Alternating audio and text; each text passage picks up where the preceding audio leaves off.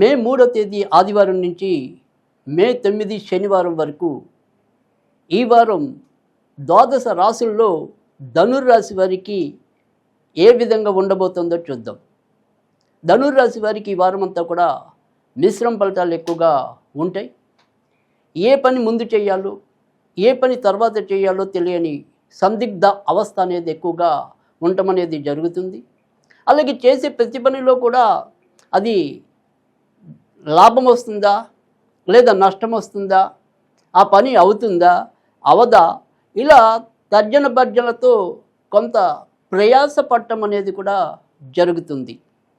ధనుర్రాశి వారి ఆదాయానికి పెద్దగా ఇబ్బంది లేకపోయినప్పటికీ కూడా చేసే పని ఎక్కువ ఫలితం తక్కువ అన్నట్టుగా మొత్తానికి ఇతరులతో మెప్పు అయితే పొందగలుగుతారు, కానీ దానికి తగినంత ఆదాయం రాలేకపోవటం అనేది జరుగుతుంది. అలాగే ఈ వారం ధనుర్రాశి వారికి కొంత నరఘోషతో ఇబ్బంది పడటం అనేది, లేదా ఇతరులతో కూడా ఏవో రకంగా కొంత వాగ్వివాదాలు చోటు చేసుకోవటం అనేది కూడా జరుగుతుంది. దీనివల్ల కొంత మానసిక ప్రశాంతత కరువు అవటం అనేది జరుగుతుంది. మధ్య మధ్యలో అకారణ కోపతాపాలు ప్రదర్శించవలసిన అవసరం కూడా రావటం అనేది అయితే కనుక ఉంటుంది. అయితే చివరికి మళ్ళీ అన్ని విషయాల్లో కూడా సర్దుకోవటం అనేది జరుగుతుంది. అలాగే వారాంతంలో ఏవైనా సరే శుభకార్యాల్లో పాల్గొనటం కానీ, లేదా మానసిక ఆనందాన్ని చేకూర్చే ప్రదేశాల సందర్శన కానీ సాధ్యమవటం అనేది కూడా జరుగుతుంది.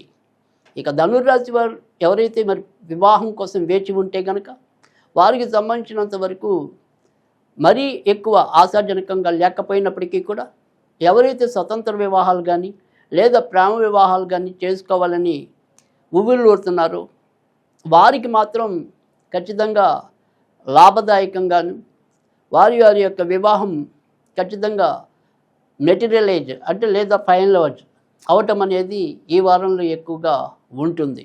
మొత్తం మీద తల్లిదండ్రుల్ని ఒప్పించుకుని ఆ రకంగా వివాహ పీటలు అలంకరించే అవకాశాలు అయితే ఎక్కువగానే కనిపిస్తున్నాయి.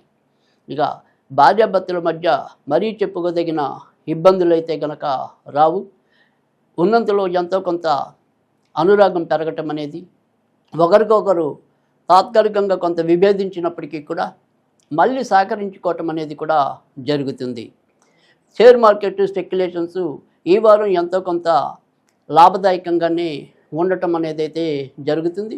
ఇక కొత్తగా ఎవరైతే సంతానం కావాలని కోరుకుంటారో వారికి ఈ వారం వారికి కూడా ప్రోత్సాహకరంగానే ఉండటం అనేది అయితే జరుగుతుంది.